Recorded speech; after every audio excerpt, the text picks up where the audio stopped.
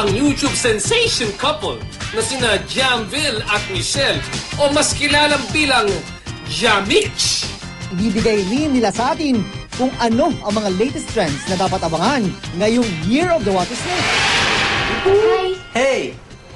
Ayan. Hello, Team Javich! Dahil New Year ngayon, isang malaking maligayang 2013 para sa ating lahat.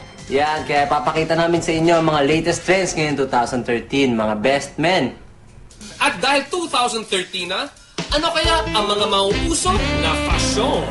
Pabalik na naman sa uso ang primary colors like white, black, red, yellow, blue, ayun, pati mga stripes, tsaka military na themed outfits. At para naman sa mga health conscious na katulad katulad ko, ito raw ang mauuso.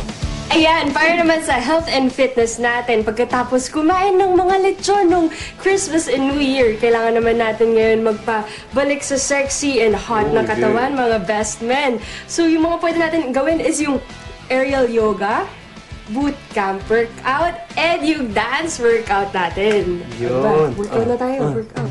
Sa Techie Guys naman, ito ang mga dapat nyong abangan ngayong 2013. At syempre, sa mga cellphones naman, sa mga gadgets, sino bang hindi mo humaling ngayon sa mga smartphones?